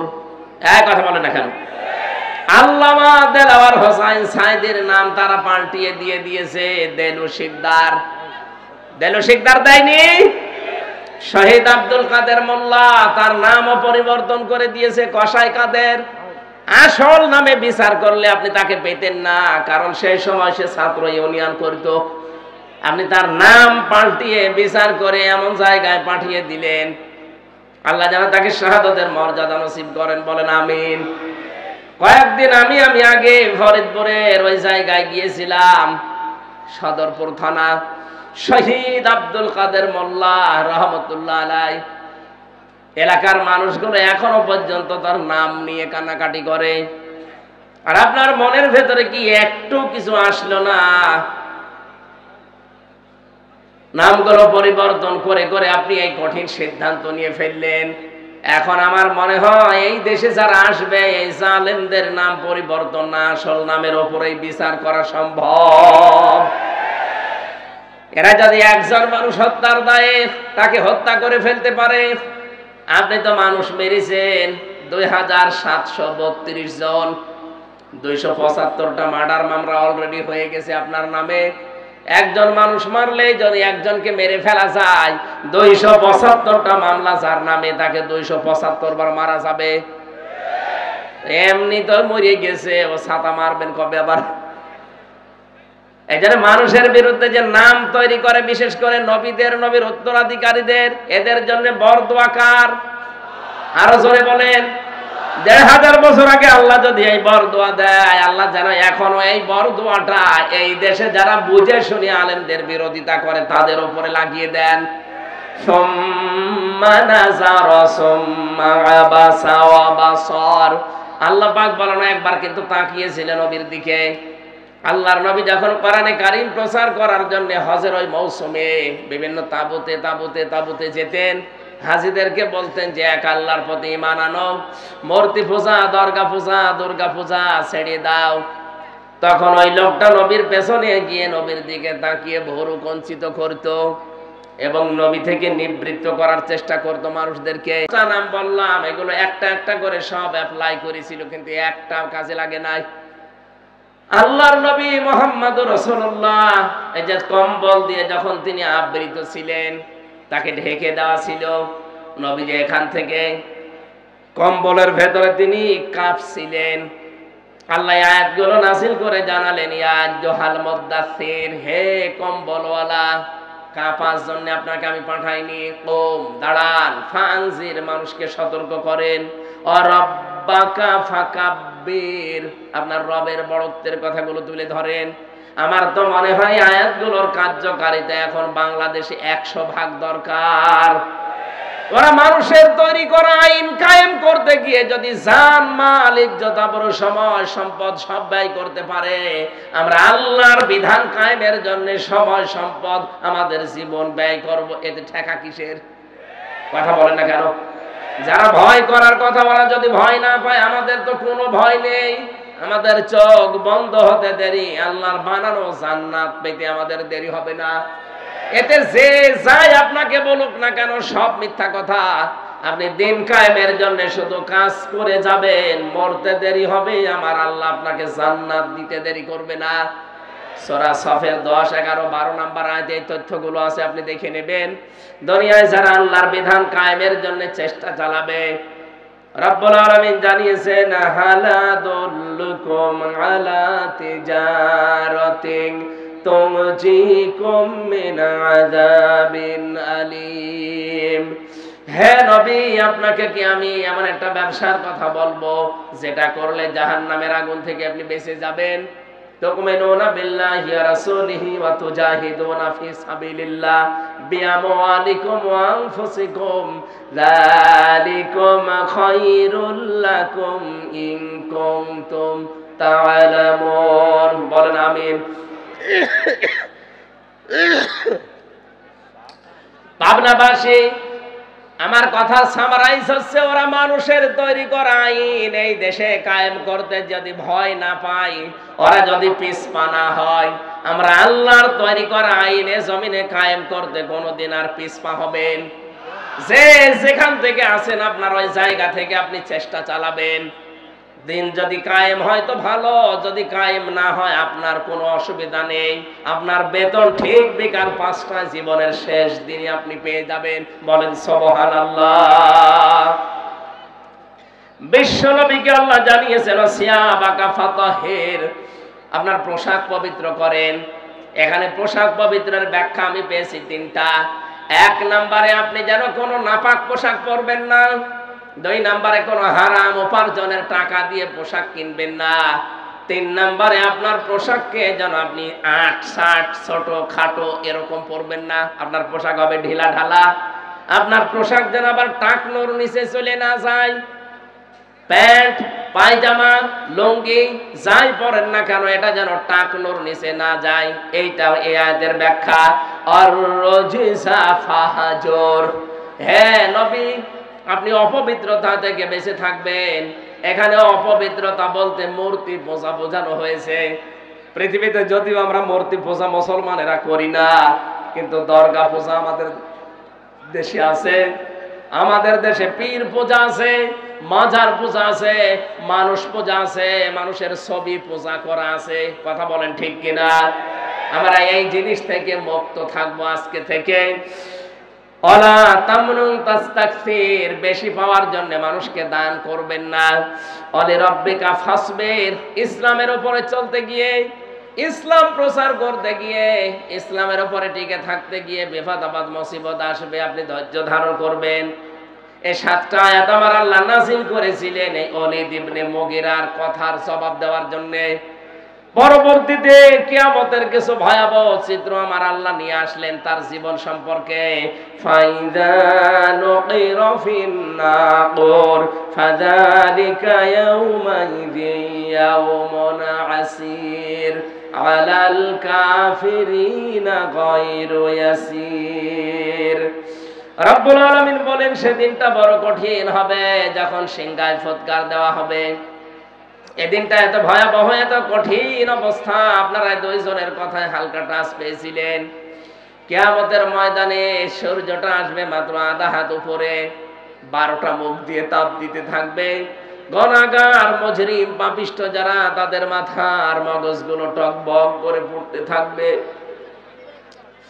আল্লাহ রাব্বুল আলামিন বলেন ওই কঠিন দিনকে একটু স্মরণ করো।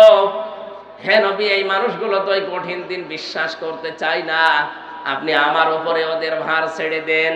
যারনি ওমান খালাকতু ওয়াহিদা, যারনি আমাকে ছেড়ে দেন এবং তাকেও ছেড়ে দেন। খালাকতু ওয়াহিদা, যাকে আমি স্পেশাল ভাবে বানিয়েছি।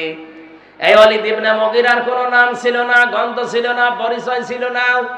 আমি আল্লাহ নিজে তাকে এত সুন্দর করে আকৃতি দিলাম, পৃথিবীতে আনলাম, ধন সম্পদের মালিক বানালাম।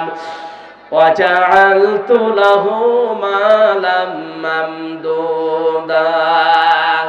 তাফসীরে ইবনে কাসির বলেন তাকে আল্লাহ এত বেশি দীর্ঘ সম্পদের মালিক বানিয়েছিলেন। ধন সম্পদ, টাকা পয়সা, ছেলে মেয়ে, চাকর বাকর, বাড়ির কাজের লোক সব ছিল তার। অবানিনা শুহুদা, তার সন্তানাদি এবং তার সঙ্গী আল্লাহ ভরপুর করে দিয়েছিলেন। আমাহাত্তু লাহু তামহিদা, তাকে ভোগের সামগ্রী পর্যন্ত ভরপুর আল্লাহ দিয়েছিলেন। ভোগ করতে যা লাগে সব আল্লাহ তার আয়ত্তে এনে দিয়েছিলেন। সুম্মা ইয়াতমাউ আন আযীদা, কিন্তু তার পেট ভরেনি। যত দিয়েছি ও আরো চেয়েছে। এই স্বভাব এখনো আমাদের অনেকের ভেতরে আছে না নেই? কথা বলেন না কেন? অনেক আলেমের ভেতরে, অনেক পীরের ভেতরে, অনেক ইমামের ভেতরে, অনেক মুসলমানের ভেতরে এই স্বভাবটা এখন বিদ্যমান, একেবারে বিধিবদ্ধ হয়ে গেছে। যত আছে আরো তত চাই। ইত্তাবিউ মান লা ইয়াসালুকুম আজরাও ওয়া হুম মুহতাদুন। রব্বুল আলামিন বলেন, অনুসরণ করবা দুনিয়ার মানুষেরা তাদেরকে যারা মানুষকে আল্লাহর দিকে ডাকে কিন্তু পারিশ্রমিক চায় না। 2 নম্বরে তারা নিজেরাও হেদায়েতের উপরে আছে। বাংলাদেশে এই 2টা গুণ বিশিষ্ট যারা আছে তাদেরকে অনুসরণ করার কথা জানিয়েছেন কে? আমরা আজ একদলকে দেখতে পাই, তারা নিঃস্বার্থভাবে আল্লাহর দিকে মানুষকে ডাকে কিন্তু তারা হেদায়েতের উপরে নেই। কারণ হেদায়েতের উপরে থাকতে গেলে মাস্ট বি আপনাকে কোরআন দিয়ে ডাকা লাগবে। কথা বলেন না কেন? আর কোরআন দিয়ে আমরা অনেকেই মানুষকে ডাকি কিন্তু আমরা হেদায়েতের উপরে নিজেরা নেই। কোরআন দিয়ে আমরা নিজেরা মানুষকে ডাকি, হেদায়েতের উপরে নেই। এই জন্য বললাম, হাজারো মানুষ আজ পারিশ্রমিক চেয়ে নেয়, জোর করে নেয়, না দিলে ওরা কোরআন প্রচার করতে যায় না। এটাই আয়াতের সাথে পুরা সাংঘর্ষিক, আপনি যতই দলিল পেশ করেন না কেন। সুতরাং নবীর এই কোরআনের আয়াত অনুযায়ী, আল্লাহর কোরআনের আয়াত অনুযায়ী ওই মানুষগুলোকে অনুসরণ করা লাগবে যারা নিঃস্বার্থভাবে আল্লাহর কোরআনের প্রচার মানুষের ভেতরে করবে এবং নিজেও হেদায়েতের উপরে থাকবে। আমরা বাংলাদেশে অনেকগুলো মানুষকে পেয়েছিলাম, তার ভেতরে এখানে যিনি কথা বলতেন আল্লামা সাঈদী রহমতুল্লাহ আলাইহি, কথা বলেন ঠিক কিনা? তার ইখলাসের কারণে, তার ভেতরে যে আল্লাহর প্রতি তাওয়াক্কুল ভরসা ছিল, তিনি যে উজরত ছাড়া আল্লাহর কোরআনে কারীমকে প্রচার করতেন, এই জন্য আল্লাহ তাকে আজ পর্যন্ত চিরন্তন করে রেখে দিয়েছে। আমরা তাদের অনুসরণ করতে চাই, আল্লাহ তৌফিক দেন, বলেন আমিন। আল্লাহ বলেন ওই লোকটাকে উদ্দেশ্য করে যে ওলিদ, আরো চাও, আরো চাও।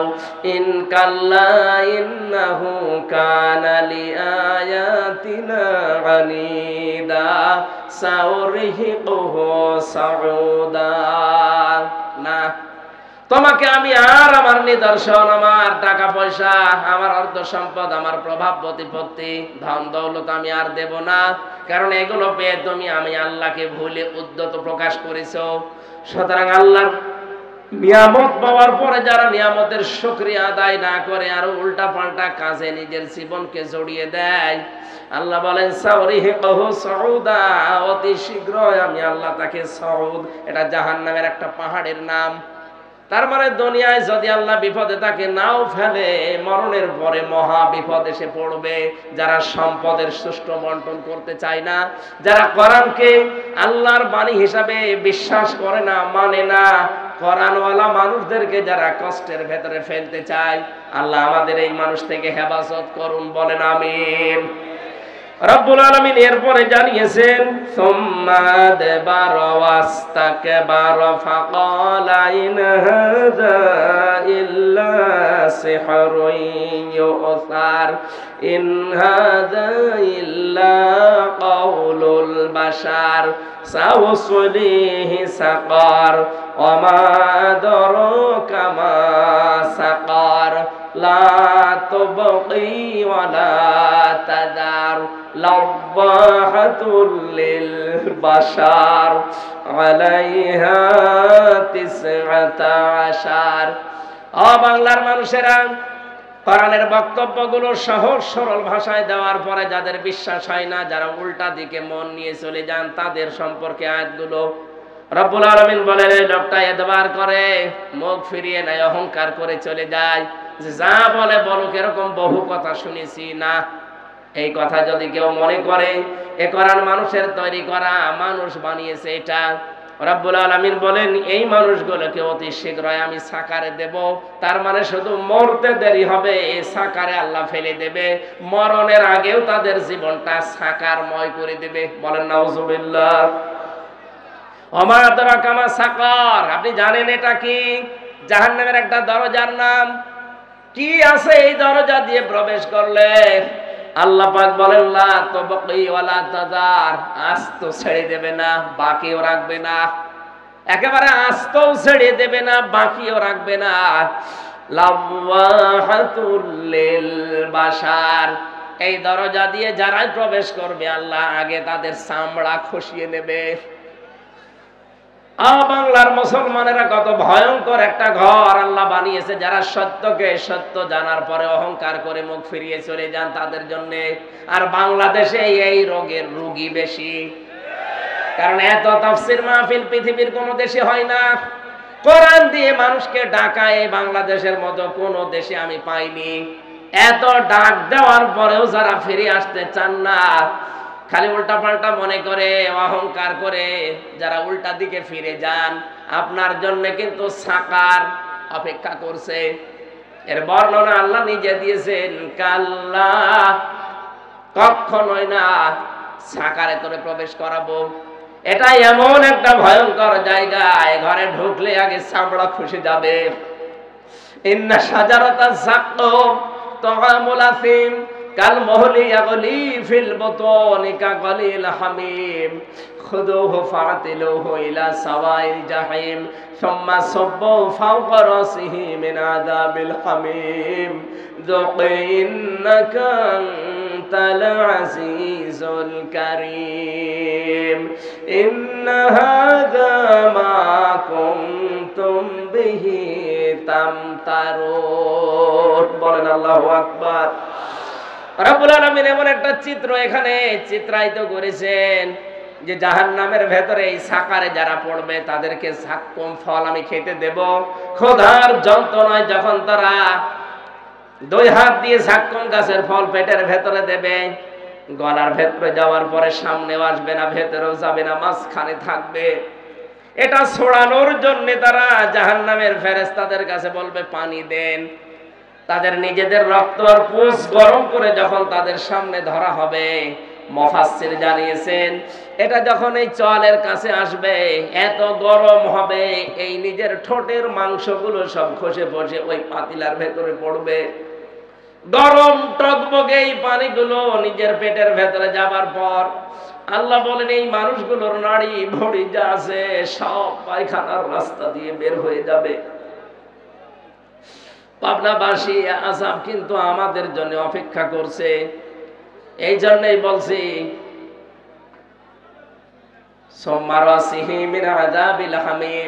মাথার উপরে যখন গরম তেল ঢেলবে, গরম পানি ঢালা হবে, ফেরেশতারা যখন টিটকারি মারবে আমাদের সাথে, যুক মজা সাকো ইন্নাকা আনতাল আজিজুল কারীম। তুমি তো দুনিয়াতে বড় সম্মানিত ছিলে, মানুষ তোমাকে দেখলে চেয়ার ছেড়ে দিত, মানুষ তো আর বুঝতো না তুমি কয় নাম্বার, তোমার আমল তোমার আখলাক ওরা বুঝতো না, তোমার দিনের কাজ একরকম, রাতের কাজ আর এক রকম। এরকম মানুষ দেশে নেই, আছে মানে আমরাই।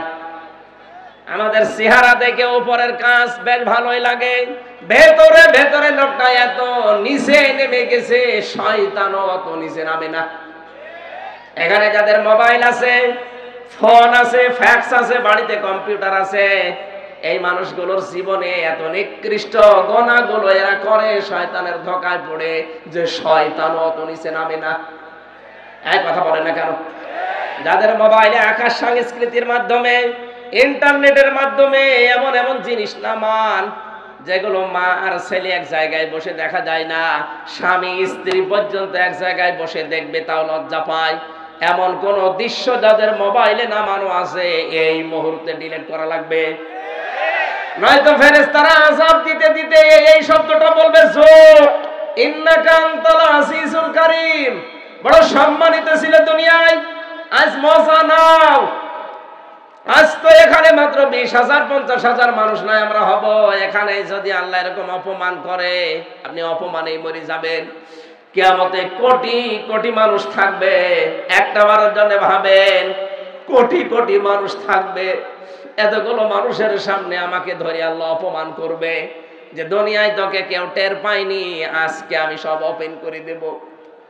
তোর মোবাইলে কি থাকতো আজকে আমি সব দেখাবো।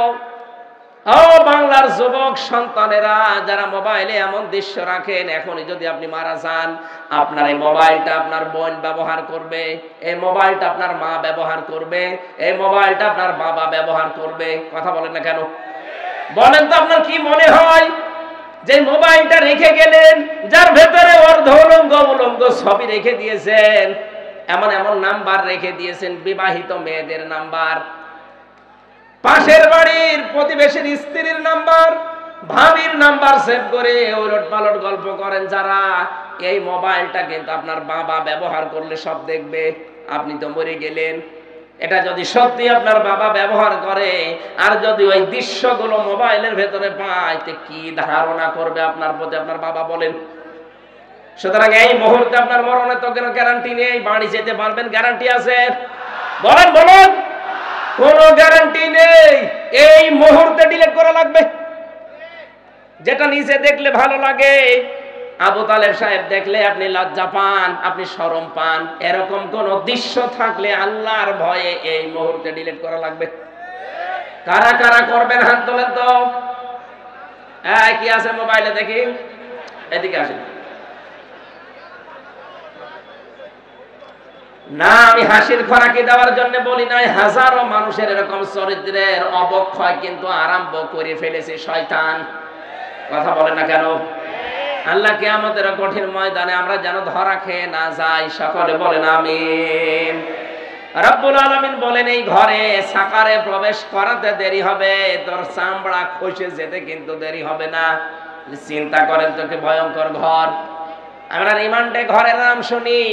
আমি যে রিমান্ডে ছিলাম মাটির নিচে, হ্যাঁ ওটা ভয়ঙ্কর ঘর। ওখানে গেলে যে নখ তুলে নাই কি করে আমি দেখেছি। আমার সামনে অনেকের নখ তুলে নিয়েছে, হাতের পায়ের, কিন্তু পুরো শরীরের চামড়া কাউকে আমি একবারে খসাতে দেখিনি। চামড়া খসিয়েছে হয়তো হাতের তালুর চামড়া। এখান থেকে আস্তে করে ব্লেড দিয়ে কেটে আপনি চামড়া ধরে যদি মাথা ধরে টান দেন, দেখবেন পুরাটা চলে আসবে। আমি নিজে দেখেছি। একজনের চট্টগ্রামে বাড়িয়ে ছেলেটার আমার সামনে দিয়ে নিয়ে গেল। কিছুক্ষণ পরে দেখি কাঁদতে কাঁদতে আসছে। জিজ্ঞাসা করলাম, ভাই কি অবস্থা? বলে, এই দেখেন আমার হাতের আঙ্গুল নেই, নখগুলো সব ওরা প্লাস দিয়ে তুলে ফেলেছে, আর হাতের এই চামড়া এখানে আস্তে করে ব্লেড দিয়ে কেটে দেওয়ার পরে রক্ত ফিনকি দিয়ে বের হয়। কি যেন ঔষধ আছে, এখানে দিলে রক্ত বন্ধ হয়ে যায়। তখন এই মাথা যে চামড়া বেরিয়ে আসে, ওই চামড়াটা একটা মেশিন ধরে টান দেয়, পুরা চামড়া চলে আসে। আল্লাহ যে লাব্বা হাতুল্লিল বাশার দিয়েছেন, রব্বুল আলামিন বলেন মানুষের চামড়া তোলা হবে এই ঘরের ভেতরে। এর তো মাত্র হাতের তালুর চামড়া তুলেছে। জাহান্নামে শুধু এই ঘরে সাকারে ঢুকবেন, পুরা চামড়া একবারে আল্লাহ তুলে ফেলবে। রিমান্ডে এর অত্যাচার, এর চিৎকার দেখে আমারই কান্না চলে আসতো। কিয়ামতের ওই কঠিন সাকারে আল্লাহ পুরা চামড়া যখন তুলবে, বলেন তো কি চিৎকার করবে লোকটা? কে করবে? আমরাই। কারণ আমরা কে সত্যকে সত্য জানার পরে, এই যে সুম্মাদ বার অবস্থাক বার, যারা সত্যকে সত্য জানার পরে অহংকার করে মুখ ফিরিয়ে চলে যান, হ্যাঁ ওরকম বলেই থাকে। আপনার জন্য এই শাস্তি। আর আমি দেখতে পাচ্ছি বাংলাদেশে এই শাস্তিটা বেশি হবে। কথা বলেন না কেন? এই দেশে এই শাস্তিটা বেশি হবে। চোখে আঙ্গুল দিয়ে হক পথ আপনাদের দেখিয়ে দে। আপনার যদি বিশ্বাস না হয়, এখানে যারা আলেম আছে এদেরকে জিজ্ঞাসা করেন।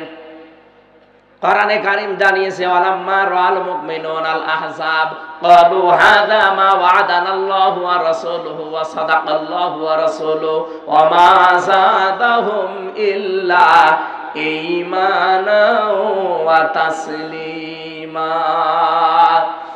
সূরা আহজাব 21 নম্বর পারা 19 নম্বর পৃষ্ঠা 13 নম্বর লাইনের 22 নম্বর আয়াতে আছে। তাফসিরে যে কোনটা দেখবেন এটা পাবেন। নবীজিকে আল্লাহ জানিয়েছেন, হে নবী আপনি হক দল খুঁজে পান না। পৃথিবীতে হক দল ওইটা যাদেরকে দেখে অন্য আল্লাহ বিরোধী যারা, তারা তেড়ে তেড়ে মারতে আসে।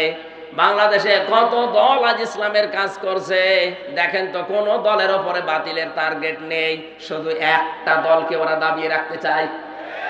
আপনি হক দল খুঁজে পান না মানে আয়াতের তাফসীর পড়বেন, দেখবেন এই দেশে হক আপনি যদি চিনতে নাও পারেন, বাতিলরা কিন্তু চিনে ফেলেছে। ওরা জানে যে এই দেশে আল্লাহর কোরআন কায়েম করতে চায় কারা। ওরা এটাও বিশ্বাস করে যে কোনদিন তাহেরির দ্বারা এদেশে কোরআন কায়েম হবে না। ওরা বিশ্বাস করে নজিবুল বছর মজভণ্ডের দ্বারা জীবনেও কোরআন দেশে কায়েম হবে না। ওরা বিশ্বাস করে আট রশির দ্বারা দেশে কোরআন কোনদিন কায়েম হবে না। ওরা বিশ্বাস করে ফেলেছে কোরআন কায়েম হতে হলে একামতে দিনের কর্মীদের দ্বারা হবে। এদের সবার টার্গেট এখন ঠেকাও, একামতে দিনকে ঠেকাও। আল্লাহ বলেন না, এদেরকে ঠেকাতে কেউ পারবে না। অনরিদু আন্নামুন্না আলাল্লাযীনা ইসতাযিফু ফিল আরদ। জমিনে ফেরাউন একটা দলকে দুর্বল করে রাখতে চেয়েছিল কোন ঠাসা করে, সেটা মুসা নবীর দল।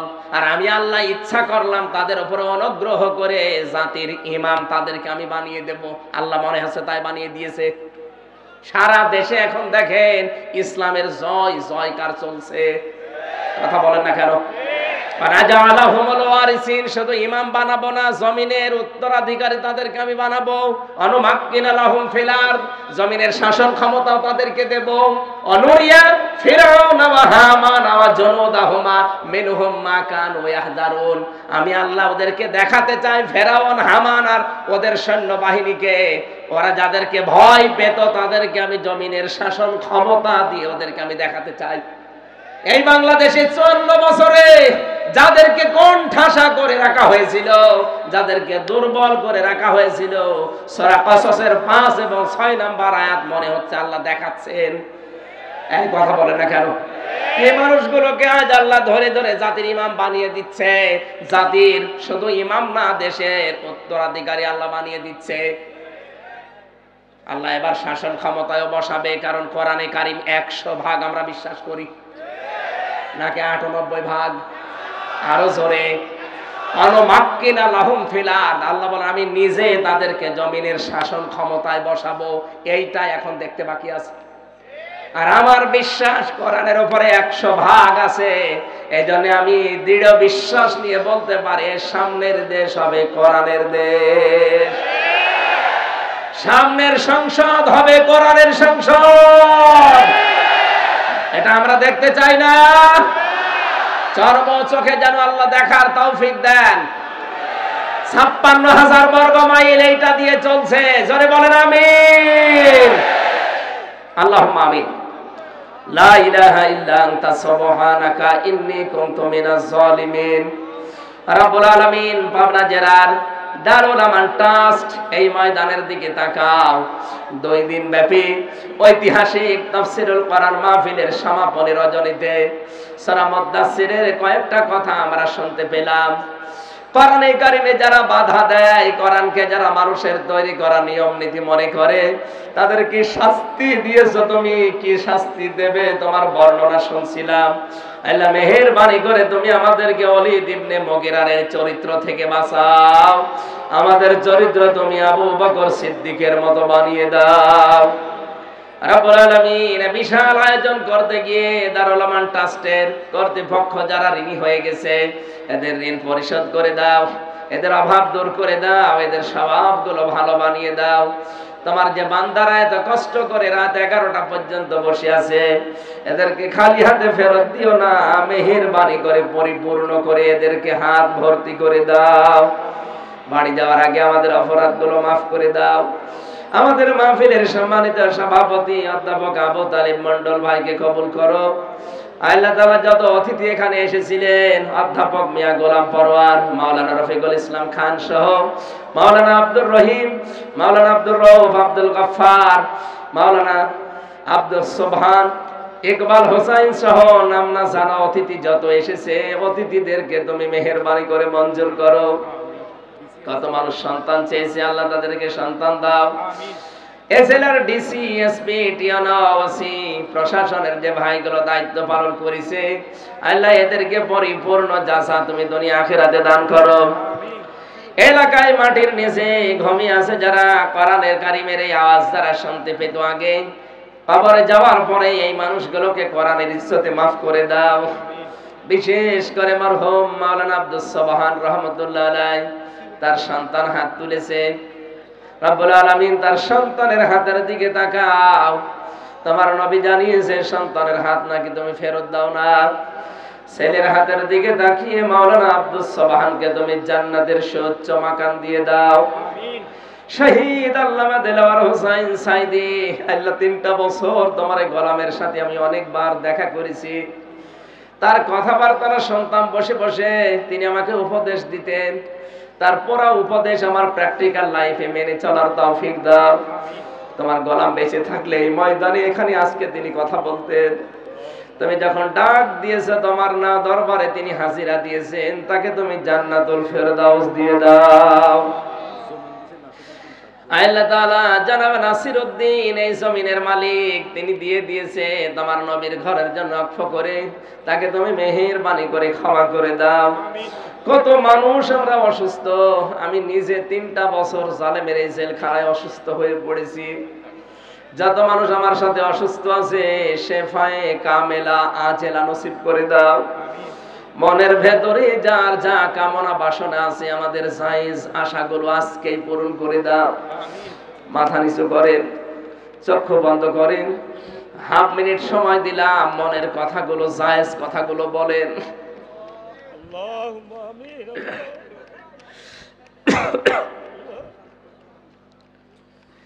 আল্লাহ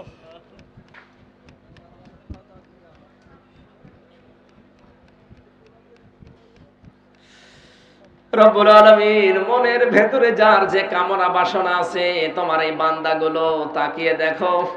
অনেকের দাড়ি পেকে সাদা হয়ে গেছে। আমার হাবিব জানিয়েছে দাড়ি পাকা মানুষ হাত তুললে তোমার নাকি লজ্জা হয়। এদের দিকে তাকাও, এদেরকে আবু বকরের মতো বানিয়ে দাও। যে যুবক ভাইরা হাত তুলেছে এদেরকে তুমি ওমরের মতো কবুল করে নাও। ছোট ছোট বাচ্চারা যারা এসেছে হাসান হোসাইনের মতো তৈরি করো। আল্লাহ তাআলা আমার মা বাবাকে তুমি মেহেরবানি করে ক্ষমা করে হেদায়েত দিয়ে দাও। আমার স্ত্রী সন্তান যেগুলো দিয়েছে, রব্বানা হাব লানা মিন আজওয়াজিনা ওয়া যুররিয়াতিনা কুররাতা আয়ুনি ওয়াজআলনা লিল মুত্তাকিনা ইমামা। মাওলানা হোসেন মাহফুজ আল্লাহ আমার সফর সঙ্গী তার বাবাকে ক্ষমা করে দাও। আল্লাহ আমার আব্দুল ওয়াহিদ ভাই ওয়াহিদুর রহমান, তার মা মারা গেছে, মাকে তুমি ক্ষমা করো। হাফেজ আবু বকর সিদ্দিক, আলী আহমেদ সহ তানভীর সহ যত মানুষ কোরআনে কারিমের এই অনুষ্ঠানে হাত তুলেছে বিভিন্ন জায়গায় দাঁড়িয়ে বসে, যার যে কামনা বাসনা প্রত্যেকটাই পূরণ করে দাও। মরণ আসলেই যেন বলতে পারি লা ইলাহা ইল্লাল্লাহু মুহাম্মাদুর রাসূল।